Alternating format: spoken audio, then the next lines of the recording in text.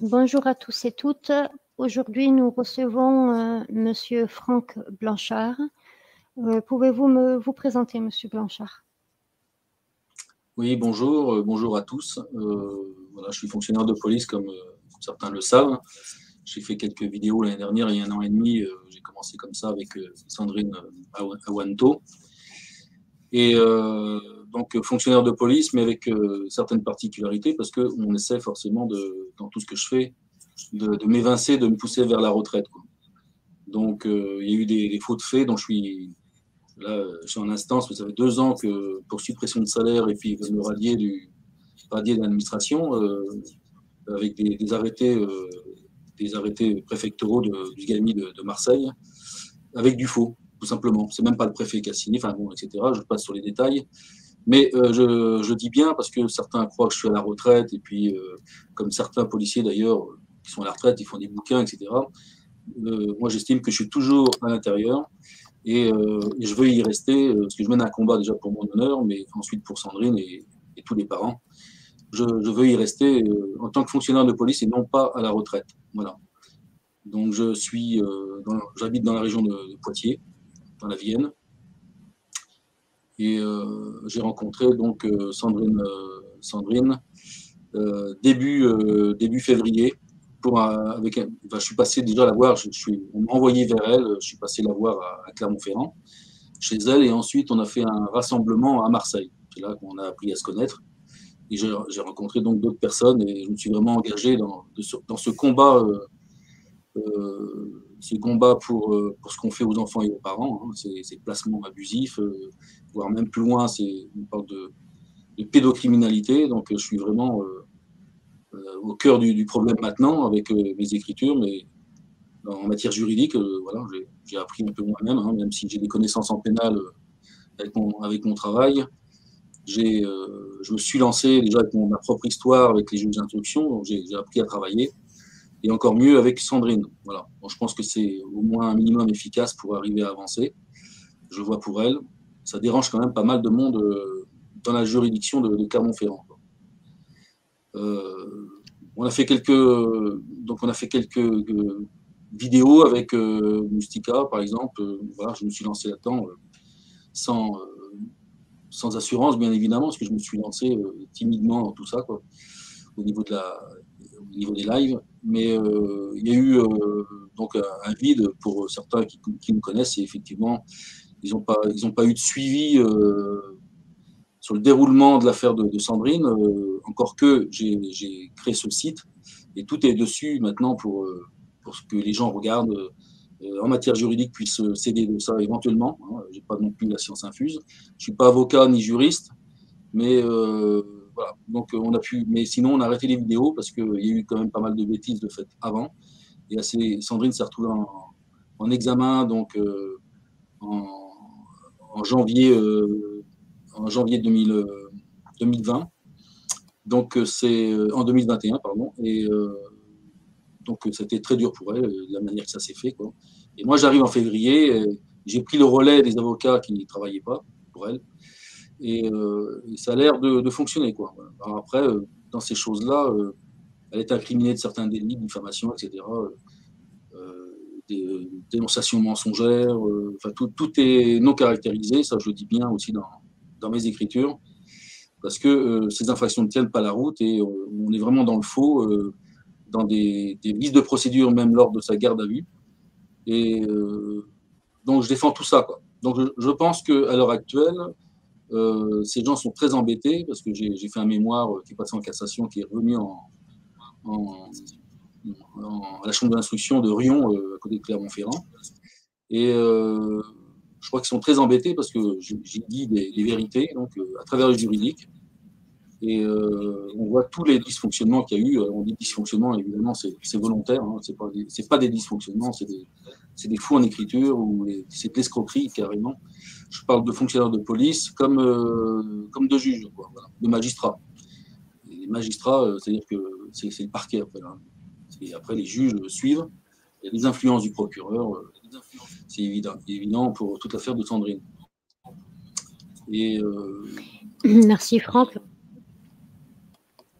Justement, est-ce que pour les personnes, les auditeurs qui ne connaissent pas l'affaire de Sandrine, est-ce que vous pouvez nous résumer un petit peu l'affaire de Sandrine et de Yuna, s'il vous plaît? Alors, Sandrine, elle a rencontré quelqu'un donc en 2014, hein, 2013 même.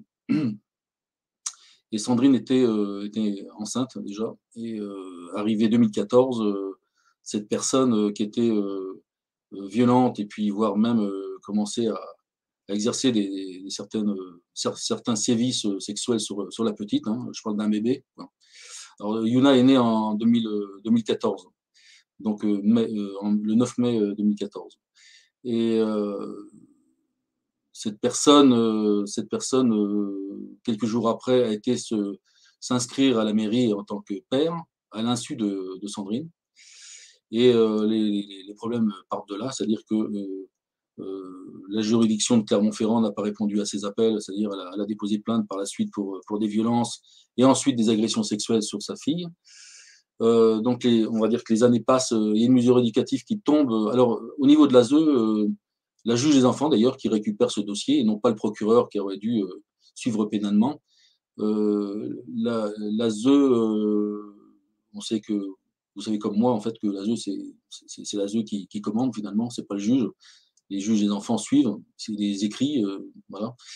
Et on se retrouve avec une mesure éducative et surtout avec des droits de visite parce qu'il y a une séparation aussi hein, avec cette personne, et des droits de visite qui sont imposés au détriment de Sandrine enfin, le pseudo-père, on va dire. Voilà. Alors ça, c'est pas vérifié, c'est pas confirmé parce qu'il n'y a pas eu de plainte encore pour ça, pour cette fausse déclaration en mairie. Hein, on n'a pas eu le temps. Mais n'empêche que la juge reconnaît les violences de cette personne, mais on lui donne des droits de visite, apparemment pour peut-être le rééduquer lui, et c'est une personne qui est toujours en psychiatrie. C'est ça le pire, quoi. Et voilà. Donc Sandrine a continué de se battre 2016, 2017, à clamer que sa fille était en danger par rapport à cette personne. Et arrivé, alors bon, Sandrine donc a écrit même jusqu'au ministre, a déposé plainte au pénal contre la juge des enfants. Et puis, elle s'est retrouvée le 18 juillet donc, 2018. Il y a eu un jugement, une audience le matin, la juge des enfants. Et là, à son insu, donc pas de contradictoire ni rien. Et donc la police avec l'aide sociale à l'enfance sont venus à son appartement, lui ont arraché sa fille. Donc elle avait 4 ans, la petite. Et Sandrine s'est retrouvée internée sans consentement, quoi. Alors là aussi, il y a un travail à faire, j'ai déjà entamé. On voit, j'ai les documents, alors aussitôt j'ai rencontré Sandrine, on a récupéré le maximum de documents, hein, ce qui n'est pas évident. Je pense que ce serait maintenant, tout serait caché, mais on a quand même réussi à récupérer pas mal de choses. Et dans cet internement abusif aussi, on voit ce qui est fait, quoi. Il y a un médecin, ça commence comme ça, 3 jours en observation, et Sandrine devrait ressortir au bout de 3 jours. Un médecin la libère finalement, quoi. Et il y a un deuxième médecin qui repasse par-dessus, et puis finalement c'est prolongé d'1 mois, quoi. Et on voit dedans que, et ce que m'a expliqué Sandrine, là il y a vraiment un travail à faire parce qu'il y a des gens il y a comme Aurélie Darlé par exemple, on en a parlé ensemble, où en fait c'est vraiment des internements abusifs sur les parents aussi, quoi, et surtout les parents protecteurs. Et Sandrine s'est retrouvée 1 mois comme ça avec l'obligation de prendre des médicaments, mais forcée par plusieurs personnes autour d'elle pour lui enfoncer les médicaments dans la bouche, quoi. Est-ce que vous vous rendez compte de ce qui se passe en France, quoi. Sa fille, dans le même temps, elle a été placée, hein, pour dire que ça atteint sûrement les sommets de l'État, parce qu'il y avait, il me semble que c'est le préfet, hein, avec son adjoint, parce qu'ils étaient en tenue de préfet, ambulance, etc. Bon, Sandrine a été emmenée, et sa fille a été placée donc à côté de Clermont-Ferrand, quoi. Et depuis 4 ans, donc 4 ans, on va dire toujours dans la même situation, sinon pire, sauf que j'y travaille. voilà, avec Sandrine, donc on avance. Mais sa fille est toujours placée et il y a eu des événements fin. Alors Sandrine aussi a vérifié, médecin généraliste, a vérifié qu'il y avait une perforation de l'hymen. Sandrine a vérifié aussi. Donc, elle est sûre d'elle, de ce qui s'est passé, quoi. Il y a vraiment eu un viol, donc pas peut-être pas au début, mais on arrive en 2020, là, il y a vraiment un viol.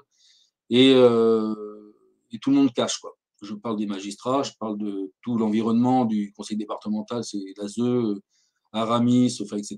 Personne veut se dévouer pour emmener sa fille chez le médecin, quoi, enfin, chez un spécialiste, le centre de l'enfance non plus. Tout le monde en devient complice, quoi, finalement, parce que Sandrine, tout ce qu'elle dit est rejeté, quoi. Mais en attendant, les mois, les années passent, vous voyez, hein, ça fait 4 ans. Et donc, décembre, là, elle vérifie, décembre 2020, pardon. Donc, elle vérifie, elle confirme, elle prend même des photos. Alors, certains n'ont pas apprécié, c'est vrai que c'est pas.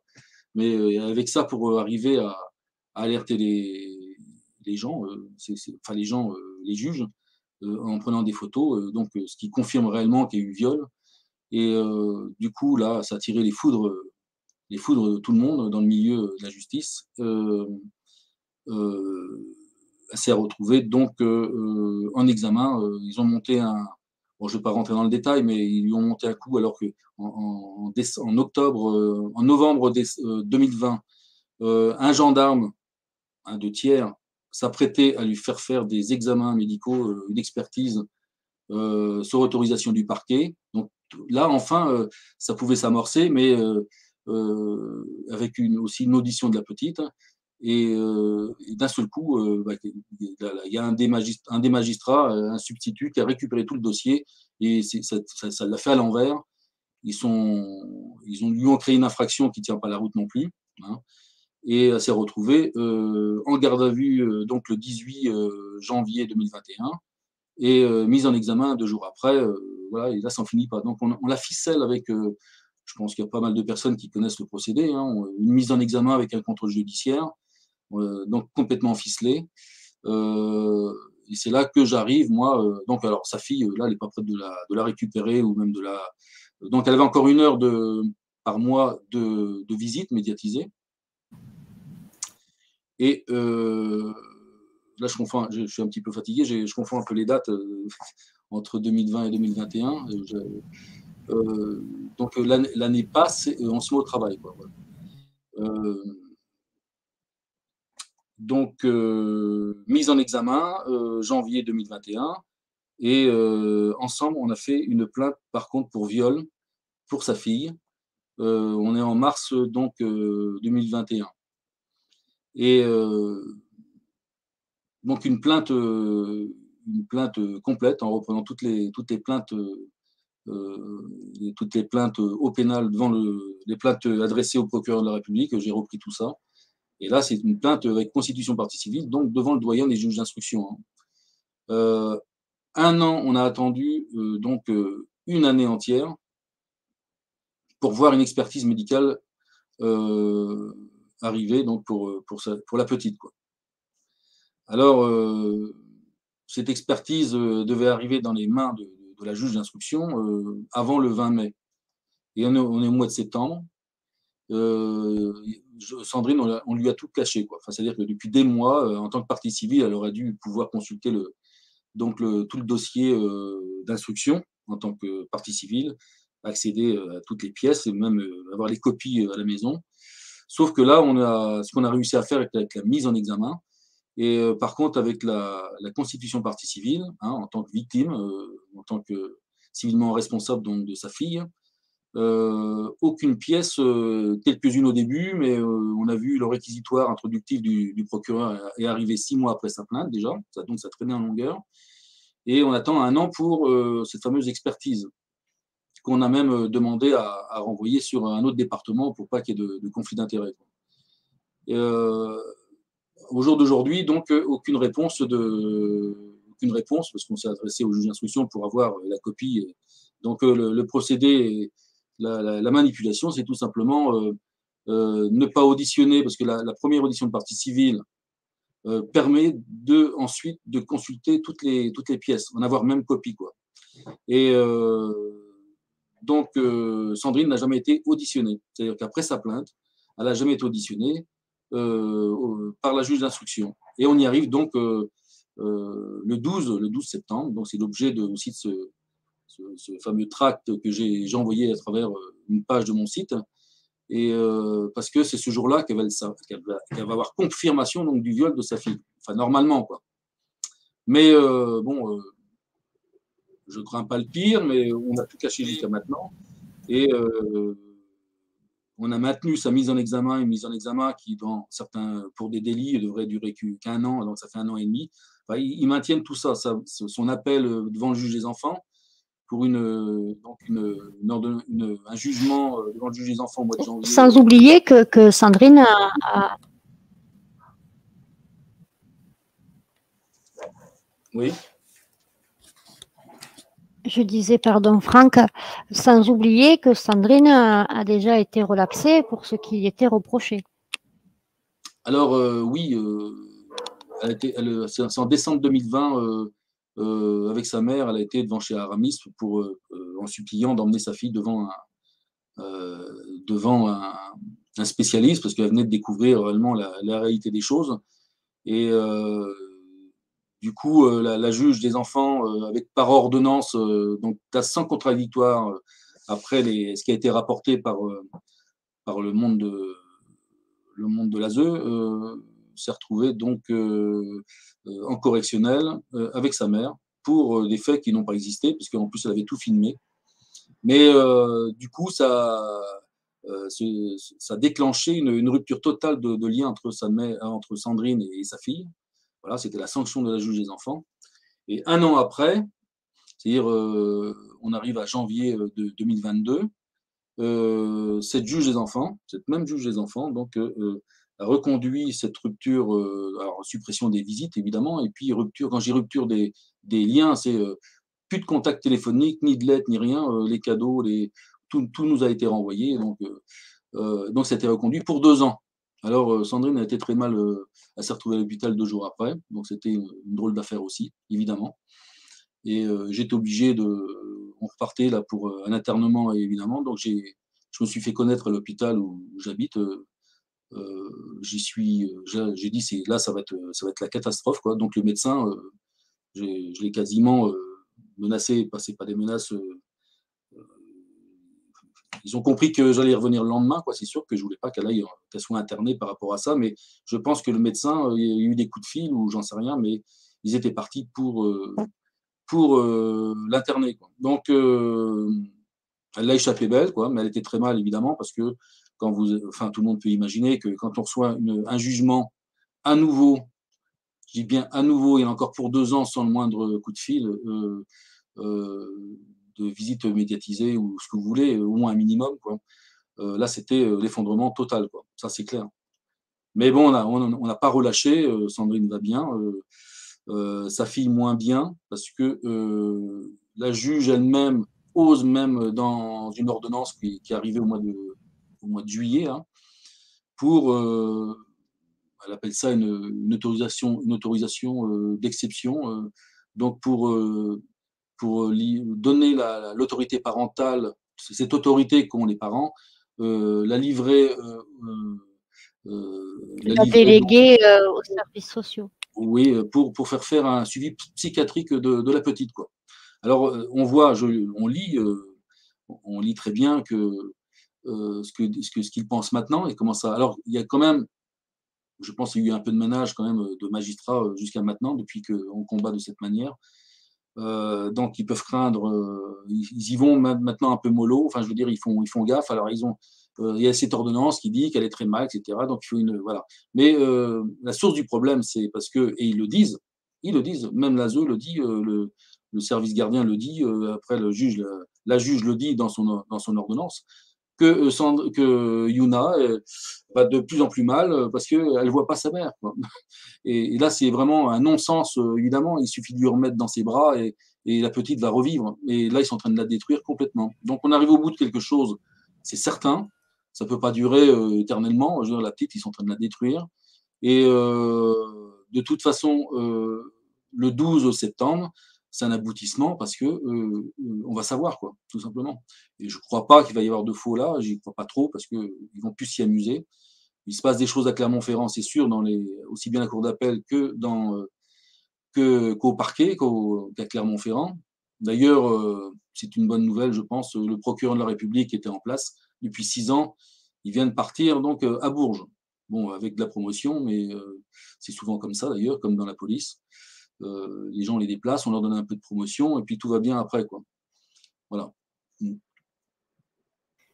D'accord, merci Franck. Pendant ton enquête, qu'as-tu découvert? Bah, déjà, j'ai découvert. Alors, moi, j'ai quand même un vécu un peu dans ce sens-là. Au début, ils n'ont pas réussi, mais j'étais en Ardèche. C'était quand même dans le flou, mais dans la procédure de Sandrine, dans les procédures, j'ai découvert vraiment une réalité parce que vraiment, je me suis appliqué, moi, avec le droit et rien d'autre. Parce qu'il ne faut pas non plus écrire des choses qui nous font tourner en rond ou qui se retournent contre nous. Donc, j'ai fait en sorte. Et voilà, donc c'est sûr qu'on m'aime pas parce qu'ils savent que je suis aux côtés de Sandrine. Et ça a quand même déjoué leur stratégie complètement parce que avec cette mise en examen, d'ailleurs, c'est pas soumise du tout au contrôle judiciaire, hors de question, parce que moi, après c'est perso, je donne des conseils à personne. Moi, je suis dans une résistance absolue maintenant parce qu'on a affaire à des gens, à des criminels, à des malfrats qui viennent nous commander puis nous emmener en tôle si on l'ouvre un peu, quoi. Donc, moi, je suis pas d'accord avec ces gens-là. Et, j'écris la vérité à travers le juridique. Ce qu'ils ont fait, ce qu'un magistrat a fait, c'est-à-dire que alors qu'en novembre 2020, une expertise allait se faire, une audition de la petite, donc enfin on pouvait aboutir, et il y a un magistrat qui a tout récupéré pour le retourner contre Sandrine. Tout ça c'est marqué, et là aussi avec le juridique ou les lois, enfin ce qu'on veut, avec les droits. Et une garde à vue qui est pitoyable parce que pas d'avocat ni rien, ils ont des infractions qui changent de la police après parce qu'elle est transférée en gendarmerie à tiers où c'est pas du tout c'est plus les mêmes infractions. Donc dans un pays de droit, dans un pays la France, un pays de droit, quand on voit ça, et moi je suis policier, je sais à peu près comment ça se passe, surtout lors d'une garde à vue, c'est pitoyable, quoi. Alors tout ça c'est marqué.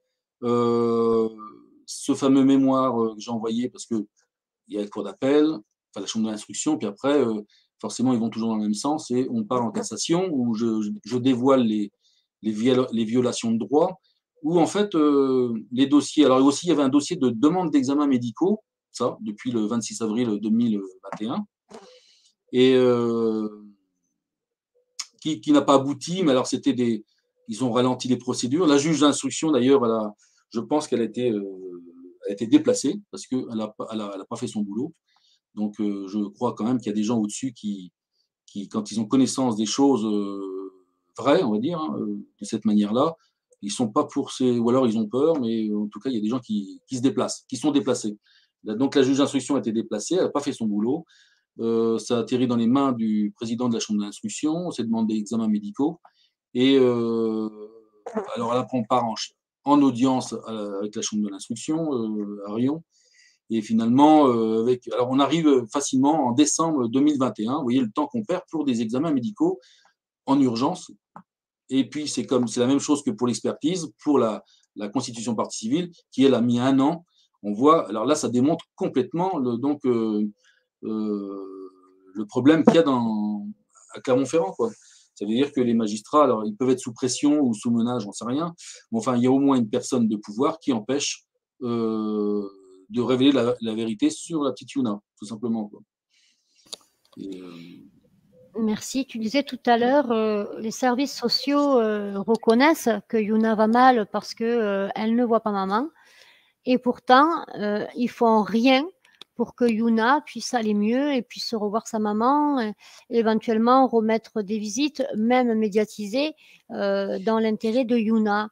Donc, on se pose la question, hormis le suivi pédopsychiatrique qu'ils ont demandé, on se pose la question pourquoi les services sociaux ne prévalorisent pas devant le juge une remise de droit de visite alors qu'ils savent pertinemment que Yuna va mal et que c'est dans l'intérêt de Yuna de revoir au plus vite sa maman.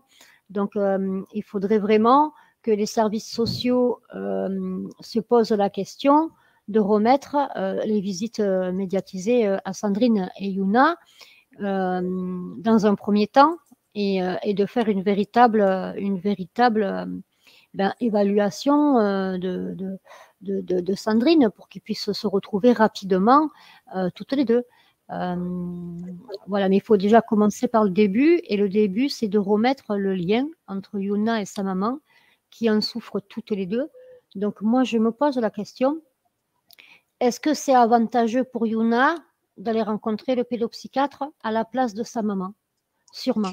Mais le pédopsychiatre ne remplacera pas sa maman. Ça, tout à fait. Voilà, j'ai écrit, là, j'ai inséré justement sur mon site, je l'ai fait hier soir. Je fais une petite introduction. Moi, maintenant, quand j'insère une page, un acte, hein, alors là, c'est un acte c'est justement cette ordonnance du 22 juillet, hein, où je fais un petit commentaire, donc je l'ai inséré, je l'ai mis en ligne, où en fait, c'est là qu'il y a un non-sens, c'est parce que ils vont dire, ils avouent quand même que elle est très mal parce qu'elle voit pas sa mère. Alors, dans leur tête, soit il y a beaucoup d'orgueil, ils veulent pas avoir tort, ou alors c'est toujours à titre punitif, on veut vraiment ficeler Sandrine parce qu'elle n'a pas été sage ou ce qu'on veut, quoi. Sauf que pour en revenir à cette rupture des liens, je dis ça parce que c'est aussi dans les prévisions d'adopter aussi l'enfant, ça arrive souvent, hein, donc on fait durer le temps, coupure des liens avec toute la famille d'ailleurs. Donc moi je pense que leur intention c'était j'y crois plus maintenant, hein, parce qu'on a travaillé, mais le but c'était sûrement de faire adopter la petite Yuna, quoi. Je pense, quoi. Et par habitude, ils l'ont fait à d'autres. Donc c'était le 17, cette ordonnance 17 décembre 2020, où la juge décide de suspendre donc les droits de visite, mais toute communication avec sa fille. Cette ordonnance était en lien avec ce qui a été raconté par l'ASE, le service gardien, qui l'a incriminé de plein de choses, hein. On a le rapport maintenant, qui l'a fait condamner. Alors, en fait, c'est l'État qui condamne, qui juge, qui dépose plainte contre Sandrine pour protéger ces gens de l'ASE, d'Aramis. Et donc, le 21 septembre 2021, donc j'étais avec elle, hein, Sandrine et sa mère ont été donc jugés en correctionnel pour menace de violence en bonne organisée, enfin bref, le truc, la totale, quoi, pour ces deux femmes. Alors, sa mère était démontée, forcément. Alors, j'ai vraiment fait des conclusions avec la vidéo qui a été faite, et finalement, elles ont été relaxées. Voilà. Donc, relaxées, ça veut dire que la sanction qui a été donnée par la juge des enfants en décembre 2020 n'est jamais tombée, et même reconduite. Ça, c'est une aberration. C'est vraiment une aberration. Personne ne l'entend, mais enfin, voilà, quoi. Moi, j'ai toujours espoir, même si c'est infernal comme vie, hein, par rapport à sa fille. Sa fille qui va mal étant placée là-bas, c'est sûr qu'on a envie de passer à l'action là-dessus, hein. Si elle est en danger, voilà. Mais l'espoir maintenant, c'est quand même le 12 septembre qui arrive. Si tout est positif comme on le croit, forcément, ça c'est mon avis perso, tout va s'écrouler autour. C'est une évidence même, quoi. Et alors c'est vrai que c'est pas simple, elle va pas retrouver sa fille le 12, même s'il y a une certitude que sa fille a été violée par expert, je suppose qu'il va y avoir une mise en place de certaines choses pour récupérer sa fille. Ce ne sera pas le jour même. Donc là, s'ils veulent, je parle du service gardien, enfin le conseil départemental, s'ils ne font pas, s'ils vont à contresens, c'est clair qu'il va se passer des choses, c'est évident. Parce qu'il faut arrêter les bêtises. Sa fille est très mal. Alors pour réparer, qu'est-ce qu'ils veulent faire? La mettre dans les mains d'un pédopsychiatre avec, et c'est ce que redoute Sandrine, avec des médicaments, puisqu'elle a déjà eu en centre des. Moi, je connais pas la pharmacie, mais voilà. Donc, c'est des médicaments, des traitements qui donnent aux tout petits c'est du tertian, je crois, hein, c'est ça, des choses comme ça. Donc, Oui. et elle a peur que ça recommence, qu'on lui donne des traitements à son âge en plus. Enfin voilà, donc de toute façon, il faut aboutir absolument dans cette affaire, quoi. Ça a trop duré, quoi. Voilà. Merci Franck. Il y a eu aussi les inscriptions de faux. Est-ce que tu peux nous en dire deux mots? Alors la juge des enfants, alors il est pas, enfin tout le monde sait aussi que j'ai discuté avec d'autres personnes, les inscriptions de faux, c'est pas évident pour attaquer un juge surtout, quoi. Alors on l'a fait quand même, on a fait une inscription de faux de ce fameux jugement du 27 janvier 2022, où en fait elle reconduit à juge pendant 2 années donc cette suppression de visite et puis de tout contact d'ailleurs. Et j'ai fait donc une inscription de faux. Voilà. Donc là aussi, elle est en ligne. Ça vaut ce que ça vaut, hein. J'ai réfléchi à tout ça, j'ai regardé un peu ce qu'ont fait d'autres personnes. Et voilà. Alors, le but, normalement, c'est de partir sur une assignation. Alors là, il faut l'avocat, n'étant pas sur place en plus, il faut l'avocat, l'huissier, etc., quoi. Les huissiers, nous, à Clermont-Ferrand, nous refusaient, quoi.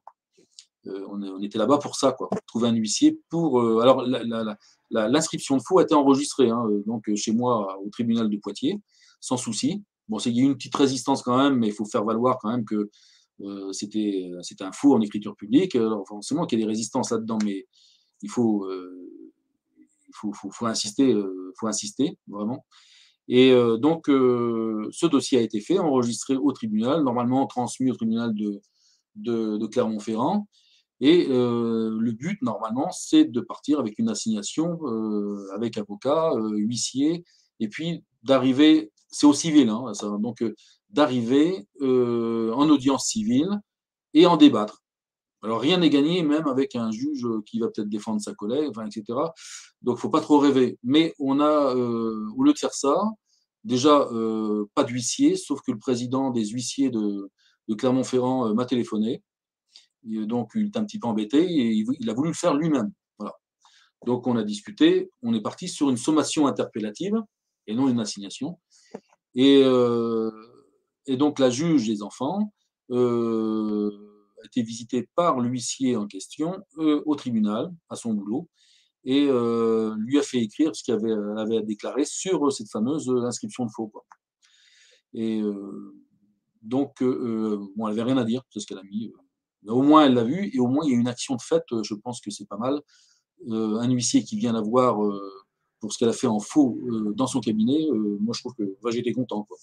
On a réussi, en fait, hein, mais après, pour aller au-delà, c'est très difficile, quoi. Voilà. Mais l'inscription de faux, elle est développée. Enfin, les écrits restent. Moi, c'est comme ça que je vois les choses aussi, hein. Les gens voient, et voilà, quoi. Oui. Et quels ont été les motifs, en fait, les raisons que l'ASE et le juge ont données pour interdire à Sandrine pendant 2 ans de voir sa fille? Bah, c'est tout simple, hein, comme pour tous. Déjà, il y a des faux, on va dire n'importe quoi, mais en plus, on fait passer Sandrine pour une folle, quoi. Donc, on dit des choses, c'est dans les termes médicaux, donc ça, c'est un délit, hein. C'est, donc, ils prennent la place. Des gens, c'est pas des médecins, des gens, même le juge ne peut pas se permettre. Alors, effectivement, elle avait une expertise à faire, elle ne l'a pas fait, Sandrine, ordonnée par la juge des enfants. Et là aussi, moi je pense que on a le droit d'avoir une résistance vis-à-vis de ça parce que si n'importe quoi est marqué dans une expertise, on n'a pas fini pour des années, hein, voilà, on s'en sort jamais, quoi. Alors après, c'est mon avis personnel, hein, c'est comme pour le contrôle judiciaire, comme pour, alors bien sûr, à condition de ne pas avoir tort au début. Moi, j'ai pas dit de pas assumer son contrôle judiciaire comme ça gratuitement, c'est simplement parce que tout était faux au début, quoi. Donc, il n'y a pas à se soumettre. Moi, j'ai vraiment ce principe-là, et je le dis vraiment pour tout le monde, pour ceux qui en ont le courage. Dès lors qu'on part sur des choses complètement abominables et fausses, surtout, parce qu'il y a des droits, il y a un droit français, européen et international. Alors, je veux dire, en France, on n'applique plus le droit ni européen ni international, c'est ça qui est dramatique. Mais là, c'est là qu'il faut résister, parce que c'est des droits humains, et et puis même le droit français, hein, je vois même dans le contradictoire, le fait de déléguer son pouvoir à l'ASE, comme les juges le font, tout ça, c'est des violations de droit français. Donc, mais tout le monde s'en moque, quoi. Et on continue comme ça. Donc, c'est à nous de stopper ça dès le début. Dès lors que c'est faux, si on ne nous donne pas nos droits, stop, il faut arrêter, quoi. Et là, ils se retrouvent un petit peu, je pense qu'ils se sont habitués aussi à la docilité des gens, effectivement. Même moi qui suis dans la police, on respecte l'État, on respecte l'administration, la hiérarchie, etc. Bon, jusqu'au jour où j'ai vu à qui j'avais eu affaire, moi, dans mon administration, des vrais ripoux, quoi. Donc, à partir de là, j'ai commencé à vraiment, franchement, à résister, quoi. Je peux pas obéir à ces gens-là. Alors, quand on voit des magistrats, moi, c'est bien démontré dans les écrits, on a affaire, j'ose pas le dire le mot, mais c'est des criminels, quoi. Parce que vous savez bien qu'en tant que magistrat, si vous faites un faux en écriture, si vous faites de l'escroquerie de cette manière-là, même en bonne organisée, c'est un crime, quoi. Et c'est un crime, pourquoi? Parce que les gens peuvent mourir au bout, certains se suicident, certains tombent malades, je sais pas, c'est une vie infernale, quoi. Donc, il y a tout intérêt à réagir maintenant, je le vois comme ça. Alors moi, je le fais à ma manière. Je ne sais pas si ça va marcher, mais jusqu'à maintenant, je pense que je suis écouté parce que ce fameux site où j'ai exposé pas mal de choses côté police et maintenant côté Sandrine, je suis jamais ennuyé, quoi. Je le craignais, hein, au début, je me suis dit, bon, il va y avoir une descente de Paris, on va venir me chercher. Effectivement, je livre que des vérités avec le droit. Et à partir de là, ça vous protège, au contraire, quoi. Parce que je le répète, je crois que tout le monde n'est pas pourri non plus dans les sommets de l'État, quoi. Il y a quand même des gens sûrement bien, mais on ne sait pas lesquels. Et puis les méchants non plus, on ne sait toujours pas lesquels c'est. Hein. Donc dans les administrations, quoi, hein. Vous avez des hauts fonctionnaires, certains font du mal et puis d'autres pas du tout. Donc voilà, on avance comme ça, quoi, et doucement, pour une mise en examen. Il y a eu je dirais des erreurs parce que Sandrine, effectivement, elle n'a pas été très prudente, elle a été accompagnée pour faire des vidéos dans tous les sens, mais ils ont saisi l'occasion pour retourner ça contre elle. Donc on s'est tenu très calme. Moi, je me suis canalisé sur les procédures pendant, vous voyez, 1 an et demi, là, à fond. Et là, maintenant, le travail, on va dire que le minimum de travail a été fait pour pouvoir en parler maintenant ouvertement. Et puis, on va voir ce qui va se passer au mois de septembre, quoi. Eh bien, écoute, Franck, on souhaite le meilleur à Sandrine et à Yuna, en espérant que Sandrine ait enfin gain de cause et la vérité soit vue au grand jour et que les filles puissent se retrouver rapidement. Je pense que c'est le plus important. En ce qui concerne ton site, on peut le retrouver donc pour les auditeurs qui seraient intéressés, hein, d'aller voir l'histoire de Yuna, d'aller voir ton travail en même temps. Vous pouvez le retrouver sur justicecorrompue.net ou c'est ça? Oui. Oui, je vois c'est marqué là. Pour côté police, c'est justice, c'est police-corrompue.net. Et après, on rajoute la page qu'on veut, hein, entre autres yuna.htm, par exemple, pour avoir le dossier de la petite Yuna. Et oui, voilà. Ça, c'est le tract que j'ai lancé, je viens de voir apparaître sur l'écran. Ça, c'est vraiment un appel, pour mettre au courant les gens. Voilà. Donc, avec mes explications dedans.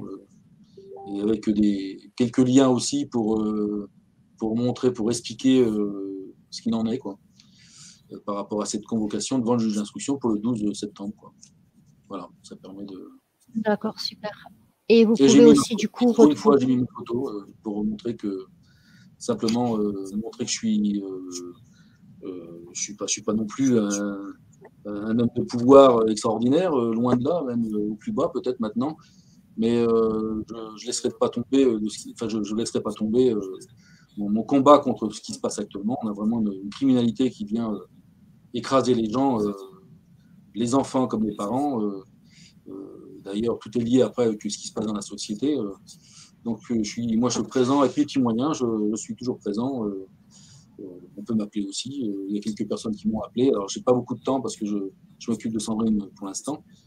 Mais il faut absolument arriver au bout pour percer quelque chose, quoi.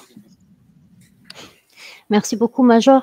Est-ce que vous auriez des conseils à donner aux victimes, aux parents? Bah déjà, quand on est victime, moi j'ai subi le harcèlement, Sandrine aussi. Enfin, il y a différentes formes de harcèlement. Faut pas hésiter à ça, c'est ce que je répète tout le temps. Il faut pour se retourner contre ces gens-là, pour se défendre, se protéger, il faut absolument marquer tout ce qui vous arrive, même des choses qui paraissent complètement, toutes bénignes, mais faut être un peu parano, c'est-à-dire que tout ce qui se passe tous les jours, quand vous êtes vraiment dans ce feu d'action, quand vos enfants sont placés, quand vous êtes en guerre, il faut vraiment tout inscrire. Déjà, ça fait du bien parce que on a vraiment l'impression qu'on s'arme, mais pas laisser les choses, laisser le temps filer comme ça sans rien faire, parce que pour combattre, après, c'est difficile, quoi, pour sortir ses enfants ou autre chose, mais faut prendre sa plume et puis et travailler, mais même s'exercer à écrire, même si moi au début, hein, j'ai pas l'écriture que j'ai maintenant, hein, même pour moi au début, ma plainte en 2014 contre ma hiérarchie, je vois ma plainte, elle était trop lourde, hein, effectivement, je ferai les choses maintenant autrement, quoi, complètement. J'ai beaucoup appris à travailler avec le dossier de Sandrine. Alors ça, c'est à force de travailler, d'être dedans, c'est un exutoire en même temps, ça permet de tenir et se donner beaucoup d'espoir aussi pour arriver au bout de ses peines. Donc, il faut vraiment écrire. Enfin, voilà, prendre note de tout ce qui se passe. Et puis, les numéros de téléphone aussi, avoir des liens, pouvoir. Moi, je sais que je me suis quand même isolé parce que j'ai beaucoup travaillé. Enfin, j'estime que j'ai beaucoup travaillé. J'ai fait des dossiers entiers. Donc, on ne peut pas être partout non plus à discuter avec les gens. Mais voilà, quoi. Après, quand le travail est fait, on peut faire des plaintes. Quand il y a toutes les données, on peut. Voilà, il y a des traces après, hein. C'est ce que je conseille vraiment, quoi. Après, il y a une forme de. J'ose pas trop le conseiller, mais c'est mon tempérament, c'est comme ça que je le vois. Je l'ai fait avec Sandrine. Ce qui est aberrant, il faut y résister, faut aller contre ça et non pas s'y soumettre. Fini la soumission, quoi. Vraiment, hein. Faut pas se soumettre à ces gens-là, quoi. C'est clair. Alors après, il y a différentes manières, il ne faut pas se retrouver en tôle non plus. Mais Sandrine n'a pas été, elle a eu des pressions par courrier, etc., pour son contrôle judiciaire. Elle n'est pas partie en prison, hein, parce qu'ils savent très bien ce qu'ils ont fait avant. Donc voilà, il faut surtout pas se. On est très, très bien éduqués, les Français sont très bien éduqués. On se soumet à ce que dit, on va dire, l'État ou la justice, etc. Mais dès lors qu'on sait que c'est du faux, que c'est aberrant, et de savoir que quand vos enfants sont placés, comme ça, sauf exception bien sûr, hein, mais ça c'est déjà illégal, on ne peut pas vous placer votre enfant, ça c'est clair, il faut se mettre ça en tête. C'est hors de question que vous ayez besoin d'aide, que certains aient besoin d'aide. Hein, il y a des thérapies, moi j'ai fait une thérapie plusieurs années, j'étais plus jeune, voilà, mais bon, ça regardait personne, et pour s'améliorer. Mais ils n'ont pas, moi, les expertises psychiatriques et tout le bazar, en 1 heure de temps, ça ne veut rien dire du tout, mais ça vous suit après. Suivant ce qui est mis dedans, il s'appuie. Pour en revenir à Sandrine, si j'ai 2 minutes, elle a quand même une expertise à l'issue de son internement. Il l'attendait, il voulait la démolir en fait avec les médocs. Donc là, on est en août 2018. Donc, ils ont voulu la démolir avec les médocs et puis ce qu'ils lui faisaient, le placement de sa fille, mais elle n'a même pas su qu'elle a été placée parce qu'ils lui ont arraché les mains et puis c'est tout, quoi, hein, donc elle est au courant de rien. Au 1er septembre à peu près 2018, elle a passé une expertise psychiatrique où en fait, bon, vous savez que les psychiatres, ils mettent toujours des petites choses qui ne vont pas dans votre sens, mais ils nient tout délire de persécutif ou toute paranoïa, enfin, etc. Donc, Sandrine n'est pas folle, n'est pas névrosée au point où on veut le faire paraître, mais il suffit qu'il y ait 2-3 mots dedans, on voit le monde de l'ASE qui récupère les particules de mots dans cette expertise pour la faire passer pour malade. Voilà. Donc, danger avec les expertises, même celles qui sont finalement pas trop mal, quoi. Et ça, c'est un exemple. Mais, voilà. Donc, moi, je pense qu'il faut toujours avoir dans l'âme cette résistance pour ne pas se faire happer par ces gens-là, quoi. C'est tout, pour ne pas se faire avoir. Comme actuellement, encore une deuxième chose, quand j'y suis, Sandrine est embêtée parce que, comme pour moi, ils s'attaquent à la finance quand ils n'arrivent pas à vous avoir autrement. Et Sandrine, elle a son appartement à Clermont-Ferrand, elle paye ses loyers, elle a eu 2 mois de retard, elle les rattrape. Et là, elle a des mesures d'expulsion de son appartement pour, je ne sais, parce qu'elle ne se fait pas accompagner par une assistance sociale, quoi. Le préfet vient de lui envoyer une assistance sociale, c'était hier, et elle n'y s'y est pas rendue. Alors, comme je pense vraiment que dès lors que vous mettez un pied, c'est comme dans les services sociaux, un pied dans le système, on est foutu pendant des années, quoi. Ça, ils me l'ont fait, donc et j'étais gentil. Donc, en tant que policier en Ardèche, où j'étais consignant, j'ai vu les services sociaux arriver chez moi, à deux, j'étais vachement sympa, etc. Enfin, voilà, j'ai dit ce que j'avais à dire. J'étais harcelé au travail, hein, c'est certain. Mais, et finalement, quand je vois le profil qu'on m'a fait dans les services sociaux, j'ai dit plus jamais, plus jamais. Et on me l'a refait là sur Poitiers, plus jamais. Ils ont des lettres recommandées, enfin, j'ai tout eu par téléphone. Je ne parle plus à ces gens-là, il ne faut même pas répondre au téléphone. Voilà. Alors c'est peut-être simple et gentil de ce que je dis. Moi, c'est avec mon vécu. Et je pense que si on veut tomber dans une vraie résistance en collectif, il faut arrêter de se plier à ces choses-là qui sont inadmissibles. Alors je dis bien, il y a des enfants qui sont très malheureux, sûrement qu'ils méritent autre chose que de rester avec leurs parents. J'en connais pas, j'en ai connu aussi dans mon métier. C'était incroyable. Le père était hyper dangereux, alcoolique, etc. Il avait beugné sa femme. Et puis la petite, de 10 ans, restait à la maison, quoi. Personne, voilà. Donc, il y avait plus de pouvoir sûrement auprès des flics que je côtoyais à ce moment-là. J'ai risqué même ma vie avec ce mec-là. Et puis, le lendemain, il était ressorti et il rejoignait sa petite. Et puis sa femme aussi qui a dû revenir. Mais voilà. Donc, il y a des choses quand même très incohérentes. Alors après, les gens qui protègent leurs enfants, qui font leur métier, qui éduquent comme ils l'entendent leurs enfants aussi. Parce que là, on veut nous refaire, on voudrait qu'on éduque comme eux l'ont décidé. Je le vois bien dans les paroles, dans ces rapports de l'ASE. On voudrait dire, on veut faire entendre que Sandrine, ça va pas, quoi. Elle éduque pas, ou enfin, on a toujours des torts là-dedans en tant que parents, quoi. Et ça, c'est infernal. Parce que, et là, je le répète, je le dis souvent, ceux qui commandent, c'est bien les parents. Et c'est pas l'ASE, ni même les juges, à moins de faire de. C'est pour ça qu'il faut aussi, on en parlait, Sandra, je pense que quand les choses passeront par le pénal, c'est-à-dire qu'on passeront en correctionnel avant tout le reste, hein, eh bien, on y verra un peu plus clair. Parce que là, on donne des dossiers dans des gens incompétents, qui ont des intérêts sûrement personnels, financiers, ce que vous voulez, en entente probablement avec les juges des enfants. Tout le monde s'enrichit sur le dos de tout le monde, et c'est nous qui payons même avec les impôts pour que ça tourne. Ça, il faut que tout le monde en prenne conscience et puis que ça s'arrête. Voilà. Donc là, je deviens radical réellement dans mes paroles parce que faut que ça s'arrête. Voilà. Et tu as raison de l'être, de toute façon, je le suis aussi, et c'est bien pour ça qu'on me fait des misères. Franck, est-ce que tu pourrais dire un mot particulier ou personnel pour Sandrine et Yuna? Le personnel de l'ASE, c'est ça, non? Non, personnel de toi dans ton cœur. Ah oui, excuse-moi, ouais, d'accord. Bah, tout ce que je souhaite, c'est de voir Sandrine revivre, hein, et je pense que, comme beaucoup de mamans, de pères aussi, bien sûr.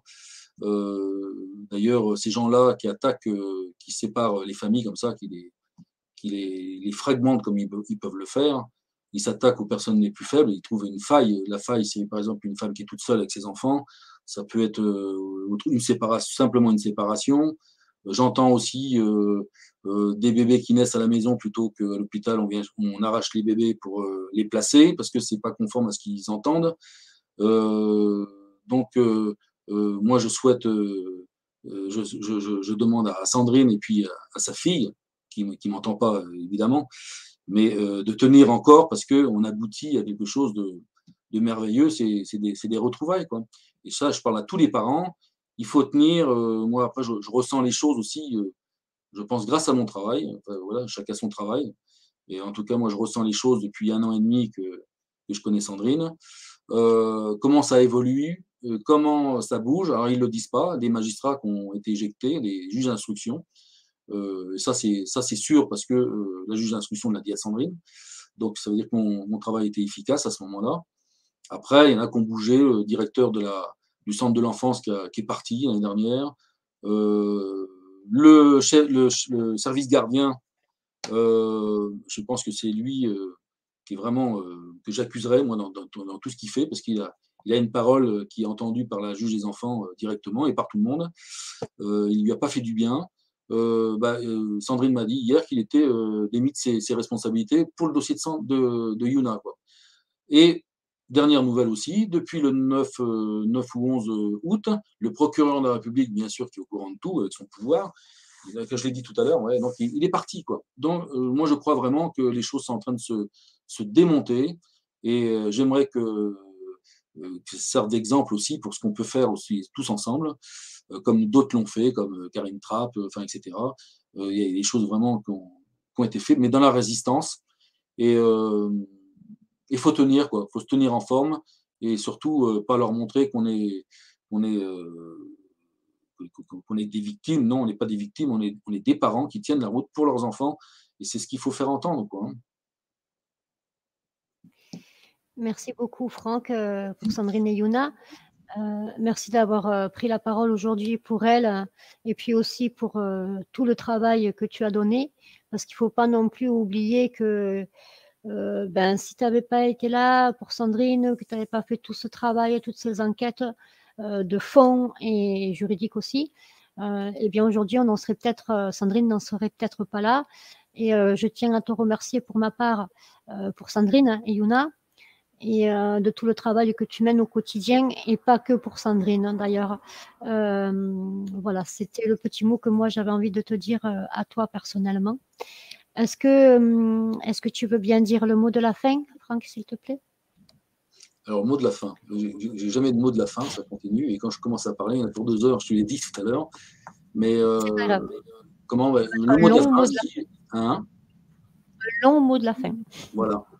Euh, Moi, je pense je pense vraiment, je suis très optimiste. Je pense qu'il faut arriver à se réunir. Alors, quelle manière, pas comme jusqu'à maintenant, parce que tout est noyauté, je pense infiltré même. Il y a plein de choses qui se sont passées. Là, j'en ai la certitude, oui, effectivement, il y en a qui mettent le bazar dans des liens qu'on pourrait avoir entre nous pour peut-être mener ce combat ensemble, mieux se réunir, parce que c'est quand même pitoyable quand on va sur un rassemblement, on n'est pas plus de 10, voire à Nantes, pour Nadine Plestan, on était quoi, 5. Alors, il est difficile, c'est vrai, que quand on s'attaque à vos finances, de pouvoir se déplacer, ça, je conçois complètement. Donc, je sais pourquoi ils le font aussi. Mais il faut arriver à trouver un moyen de se réunir, et physiquement, c'est même le mieux, forcément, parce qu'on apprend à se connaître, hein, c'est autre chose que par le téléphone. Mais c'est faire entendre au reste de la population qu'il y a des victimes en France de ces choses-là. Et les enfants, c'est tout. Les enfants, tout le monde a des enfants, quoi. Globalement, tout le monde est concerné parce que on peut se sentir à l'abri du jour au lendemain, ça peut vous arriver à vous aussi, quoi. Donc, il faudrait que tout le monde soit sensibilisé à ça. Alors, moi, j'ai espoir aussi parce que il me semble dans les médias, alors les médias, je m'en méfie, quoi, hein, mais il y a quand même des choses qui se passent. J'en reviens, moi, à la réalité. Je me fie qu'à ce que je vois de mes propres yeux, apparemment. Je reviens à Clermont-Ferrand pour Sandrine. Ça lui a été dit comme ça dans la panique quand elle y était il y a quelque temps, mais que ce soit la cour d'appel et le tribunal judiciaire, bon, faut attendre des confirmations. Mais j'ai l'impression qu'il y a du nettoyage, quoi. Alors, voilà. Je ne peux pas en dire plus parce que, donc, ça, c'est un mot de la fin en me disant que c'est beaucoup d'espoir. Le travail fait bouger ces gens-là. Parce que même s'ils sont déplacés et pas virés, pour l'instant, c'est pas mal parce qu'il y a une nouvelle procureure de la République qui est arrivée donc à Clermont-Ferrand. Donc, ça va changer. Ça peut pas être pire, de toute façon. Donc, c'est évident que ça va changer pour la suite pour Sandrine. Voilà, ça c'est déjà une chose. C'est pareil à la cour d'appel, il y en a un, c'est la chambre des mineurs, président de la chambre des mineurs. Il semblerait qu'il soit parti aussi, la juge des enfants aussi, mais bon, je dis ça vraiment parce que j'ai pas de confirmation, on les voit plus sur Légifrance, donc en même temps. Mais il me semble que c'était un petit peu la panique là, dans la juridiction là, dans 63. Donc c'est des bons signes, quoi. Voilà. Parce qu'on ne peut pas rêver de les faire virer, emprisonner, etc. Parce que tout ça jusqu'à maintenant, alors que c'est des crimes. Ils ont trop pris l'habitude. Je pense que la société a vraiment pris l'habitude que les magistrats pouvaient tout faire. Du faux. Là, on parle de crime, Oui, hein, vous avez en code pénal. c'est qu'ils font des actes criminels pénalement répréhensibles. Et en plus, ils ne possèdent plus l'immunité et ils ont quand même, ils font quand même, ils font comme s'ils l'avaient toujours. Alors que depuis, je crois que c'est depuis 2012, il me semble, 2008 ou 2012, je ne sais plus, il faudrait que je reprenne les notes. Les magistrats ne possèdent plus l'immunité, ce qui veut dire qu'ils sont aussi pénalement répréhensibles. Mais le problème aujourd'hui, c'est que comme même le ministère de la Justice, excusez-moi pour le peu, ça n'engage que moi, quand on leur dénonce qu'effectivement il y a des problèmes avec les magistrats sur l'impartialité, sur le viol tout simplement des droits et des lois, qui peuvent commettre en faux d'ailleurs, qu'on leur dénonce, qu'on les alerte, tout ça, ben, ça ne change absolument rien. Donc le magistrat, il sait qu'il est protégé quelque part par cette immunité qu'il ne possède plus. Et du coup, il abuse de son pouvoir, ça n'engage que moi, hein, il abuse de son pouvoir parce que justement, il sait que derrière, ben, il ne sera pas puni, il ne sera pas condamné. Et c'est pareil pour l'ASE. Le problème, c'est ça. Le problème, c'est ça aujourd'hui, c'est que on peut être magistrat ou acteur social, avoir un certain statut de pouvoir du coup, hein, ou une notoriété. Qui permet aujourd'hui de détruire des gens, d'être un criminel sous forme légale de criminalité, alors qu'en fait, c'est vraiment, c'est une criminalité judiciaire en fait. C'est une violence institutionnelle et une criminalité, enfin moi je l'appelle comme ça, en bande organisée entre les services sociaux, les médico-sociaux et les magistrats, qu'ils soient juges des enfants, juges des affaires familiales, ou X ou Y magistrat. Voilà, je ne sais pas ce que tu en penses, Franck. En tout cas, moi, c'est comme ça que je le vois, que je le vis aussi. Les enquêtes, j'en ai fait aussi avec d'autres familles, d'autres parents. Je me suis rendu compte des mêmes choses. Donc, la corruption, elle est bel et bien là. Et voilà, il faut que ça s'arrête, il faut que ça change. Et aujourd'hui, ben, tous les gens comme toi, comme moi, comme d'autres alerteurs, tout le travail qu'on fait, c'est justement pour que ça revienne en équilibre, hein, si je peux le dire comme ça, pour que justement les droits soient respectés, que les parents et les enfants se retrouvent, que quand on est en mesure éducative, on est en mesure éducative et non pas placer un enfant ou une famille, placer un enfant sur une famille qui aurait besoin d'aide ou un enfant qui aurait besoin d'aide. Voilà, que le placement d'un enfant aujourd'hui soit, si le parent, par exemple, il est maltraitant avec son enfant et qu'il a été condamné pour ça, pour ces faits, hein, donc pour violence sur son enfant, là, d'accord, le placement, il est justifié, l'éloignement, sûrement aussi, mais voilà, qu'on ait des choses concrètes pénalement à nous reprocher, si ce n'est que pour une aide scolaire, une aide précaire, une aide au logement, ceci, cela, on ne place pas un enfant, on ne détruit pas une famille pour ça. Et on ne vient pas écrire des faux, mentir, abuser, violer les lois, violer l'intégrité des enfants, des parents, sur des faux fondements et sur n'importe quoi. Donc, quel est le but? Quel est le but de ces gens? Ben, pour ma part, je dirais, comme tu l'as dit d'ailleurs tout à l'heure, soit c'est un intérêt personnel, soit c'est un intérêt financier, soit ben, il y a des gens haut placés qui ont en tout cas un intérêt dans cette destruction. Et moi, je la combattrai pour ma part, que ce soit dans mon affaire comme dans celle des autres, placement abusif, inversé ou pédocriminalité. Je continuerai de me battre tant que tout ça, ça ne changera pas et tant qu'on ne nous aura pas rendu nos enfants et qu'on n'aura pas eu réparation. Voilà, tout simplement pour ma part. C'est sûr. Franck, eh bien, écoute, je te remercie vraiment beaucoup d'avoir pris la parole aujourd'hui et de nous avoir donné des nouvelles de Sandrine et de Yuna. Même si pour Sandrine, les nouvelles sont assez positives, comme tu le dis, mais pas pour Yuna. Donc voilà, je te remercie en tout cas d'avoir accepté cette invitation. Tu feras de gros bisous à Sandrine pour moi. Si elle m'entend, je t'embrasse. Et Et voilà, je vais donc mettre fin à l'émission parce que je commence un petit peu à fatiguer. Comme tu le sais, j'ai des petits soucis de santé. En tout cas, je reviens vers toi très vite et vers Sandrine quand vous aurez vu après, quand vous le souhaiterez, après le 12 septembre. Voilà, pour savoir comment ça s'est passé son audition. Et est-ce qu'enfin on aura la vérité et voilà, que vous reveniez vers nous pour nous donner des nouvelles. Et en même temps, mesdames, messieurs, les auditeurs, ben, je vous invite, pour ceux qui le souhaitent, ou pour ceux qui sont à Clermont-Ferrand, pour ceux qui connaissent Sandrine ou pas, à aller, ne serait-ce qu'en soutien. Alors, on n'est pas là-bas pour faire une manifestation, pour foutre le bordel ou quoi que ce soit, mais juste un soutien moral pour ceux qui le souhaitent en accompagnement à Sandrine. Voilà, juste pour être présent avec elle. Voilà. Sur ce, Alors, mesdames, messieurs. Oui, Franck, pardon. je voulais juste dire, là, depuis hier, je travaille là-dessus, c'est la diffusion de ce fameux, je l'appelle un fameux tract, cette page sur mon site. Je la diffuse partout, dans le milieu de la justice également, gendarmerie, police, les citoyens, enfin tout ce que j'ai en main, je diffuse, donc tout le monde est au courant, voilà, tout simplement.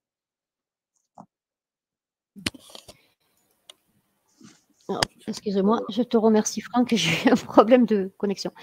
Je te remercie beaucoup. Comme j'ai dit, je reviendrai vers toi après le 12. Et puis, nous reviendrons vers les auditeurs aussi pour vous donner des nouvelles de Sandrine et de Yuna. Je te remercie et je te souhaite une très bonne soirée. Je te dis à très bientôt. Bon courage à tout le monde. Et à toi aussi, Sandra. Merci beaucoup.